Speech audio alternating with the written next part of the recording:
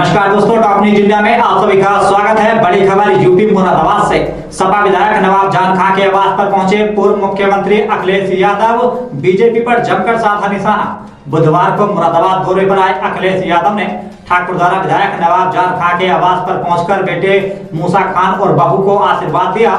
Sapa supremo Akhilesh Yadav ने विधायक आवास पर प्रेस कॉन्फ्रेंस करते हुए कहा कि भारतीय जनता पार्टी एक भ्रष्ट पार्टी है।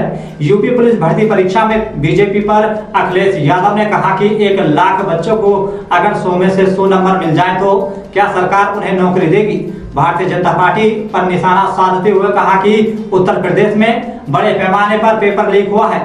प्रेस कॉन्फ्रेंस में कांग्रेस से गठबंधन के सवाल पर बोले अखिलेश, हमारा गठबंधन बहुत आगे पहुंच गया है। टॉप न्यूज इंडिया के लिए खास रिपोर्ट। उत्तर प्रदेश में भारतीय जनता पार्टी का सफाया होगा। जिस तरीके से जनता निराश है, दिल्ली में किसान धरने पर बैठा है।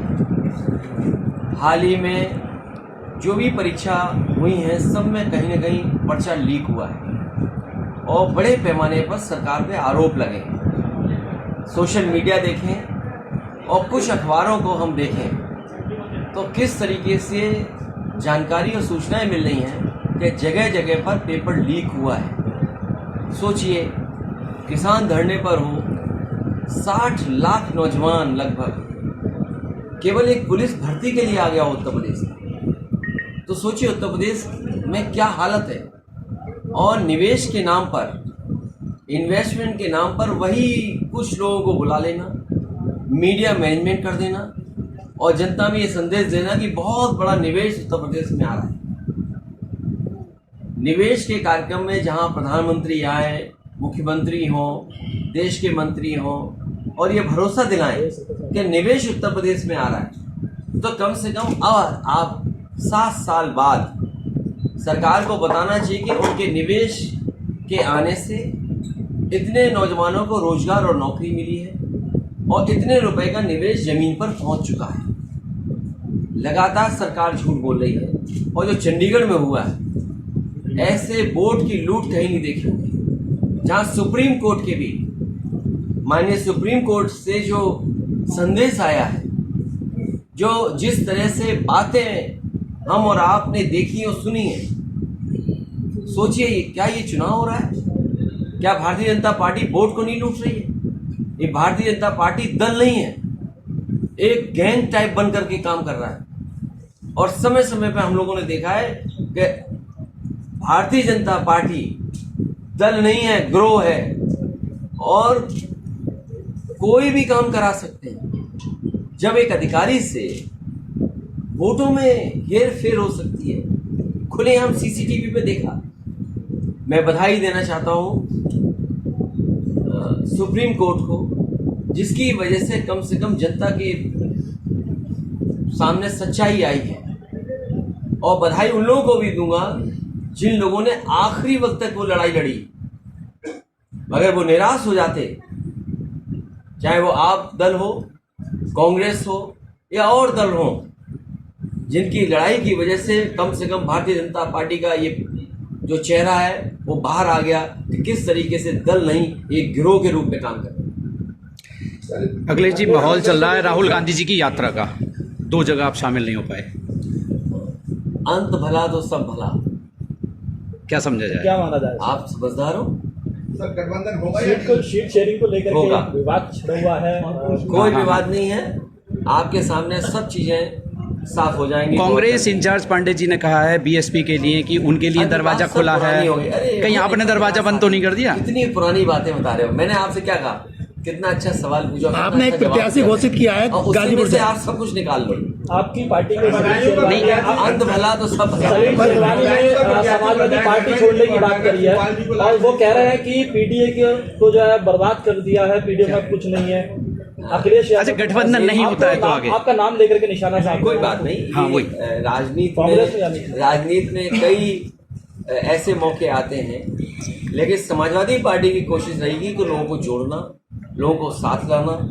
अगर पार्टी में कहीं कुछ नहीं कभी दे पाए तो समय आने पर बहुत से लोगों को देने का काम पार्टी करेगी। गठबंधन नहीं हुआ अखिलेश जी, तो क्या किसान दिल्ली इंडिया का क्या असर रहेगा? इंडिया का असर क्या रहेगा? कांग्रेस से गठबंधन नहीं हो पाया है। ये क्यों सोचते हो आप? मैं कह रहा हूँ पत्रकार साथी, क्या बात मैंने कही उसी में से सब कुछ निकाल लो और 2 घंटे बाद सब पता लग जाएगा। जहां कांग्रेस अपनी सीटें मांग रही थी वहां तो आपने घोषणा कर दी कई जगह। अरे मैं आपसे क्या कह रहा हूँ आपको चिंता और हमें इस बात की फिक्र करनी चाहिए कि भारतीय जनता पार्टी पर्यायवाची है भ्रष्टाचार की। ये नहीं दिखाई दे रहा हमें। अच्छा, स्वामी प्रसाद जी ने नई पार्टी बना ली है, क्या इंडिया में उन्हें जगह मिल पाएगी इंडिया गठबंधन में? देखिए, इंडिया गठबंधन बहुत आगे बढ़ चुका है। जैसा मुरादाबाद में लोकसभा में पुराना घर ही रहेगा या कोई नया चेहरा आ सकता? यहाँ पर अभी टिकट मत बांटो भाई। सर एक मिनट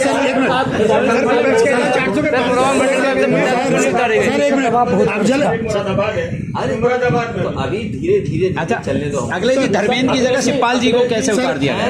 धर्मेंद्र जी की जगह शिवपाल जी को। धर्मेंद्र भी लड़ेंगे, वो धर्मेंद्र भी लड़ेंगे, चाचा भी लड़ेंगे। मौर्य कह रही है पहले चाचा भतीजा भागा, अब चाचा भागेंगे। देखिए, ये उत्तराखंड में एक्सपेरिमेंट कर रही है बीजेपी, और बीजेपी नफरत का भी पर्यायवाची है, भ्रष्टाचार का तो है ही है। और जिस तरीके से पर्दाफाश हो रहा है तो आप समझ लीजिए कि कितने कमजोर हैं वो लोग। आपका सीट का क्या अंदाजा है?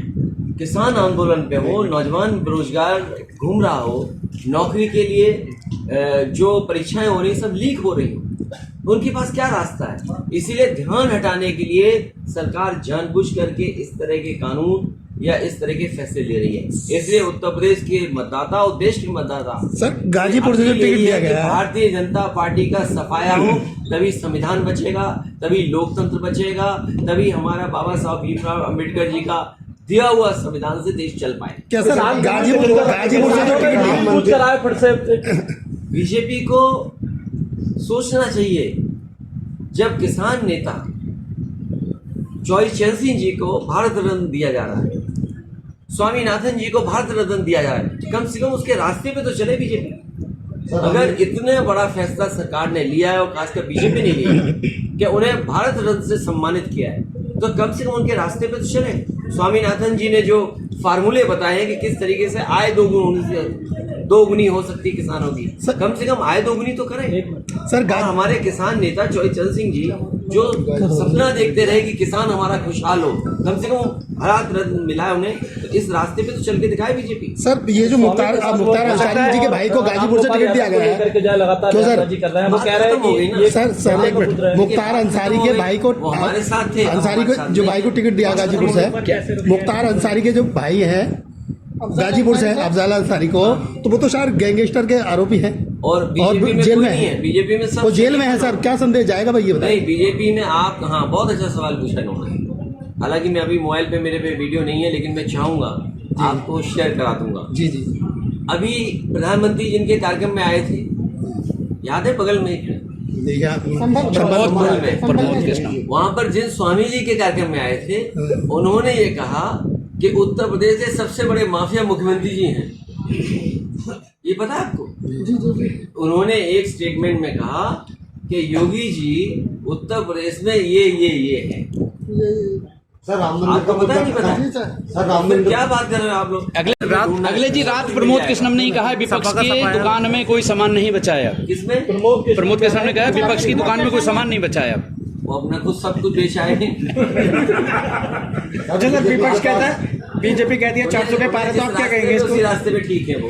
सर बीजेपी कहती है 400 के पार है, तो आपका क्या कहना है? 400 हार, जनता तैयार। राजभर दिल्ली में कह रहे हैं कि लास्ट सवाल बस ये है, क्या कांग्रेस से गठबंधन होगा? कब तक ये होगा? बहुत जल्दी। सर जिस तरह से कांग्रेस और सपा से पार्टी छोड़ के बीजेपी में शामिल हो रहा है, इस नजरिए से देखते हैं ये सब वापस आ जाएंगे, सर लोकसभा के चुनाव में और वो नहीं आएंगे तो उनके खिलाफ वाले सब वापस आ जाएंगे। इतना तो राजनीति आप ही समझते हो। सर बीजेपी पर राम मंदिर का मुद्दा था, इसके बाद आप क्या मुद्दा लेके चले? आप ये वो बच्चे कहाँ हैं बेरोजगार, वो जो अभी देखे ज्ञापन देखे मुझे, अभी मुझे ज्ञापन देखे गए। क्या है ये ज्ञापन, थोड़ा सा बताइए। सोचिए, क्या बनाएंगे 2024 में? इन्होंने कहा है कांस्टेबल परीक्षा लीक के मामले में न्यायिक जांच हो। मान लीजिए 60 लाख बच्चों ने परीक्षा लिखी है, सरकार ये बताए कि 1 लाख बच्चों को 100% नंबर मिल गए, तो क्या सरकार नौकरी देगी उनको? 60 लाख बच्चों में जो परीक्षा लिखी है और जगह जगह से सूचना आ रही है, चाहे महोबा हो, इलाहाबाद हो, मुरादाबाद हो, आपका मेरठ हो या उत्तर प्रदेश के किसी भी कोने में जहां परीक्षा हुई है, सोशल मीडिया पे देख लें या खबरें छोटे अखबारों की देख लें, पेपर बड़े पैमाने पे लीक हुआ है और लोगों ने 10 मिनट में 15 मिनट में पूरे आंसर्स लिख दिए।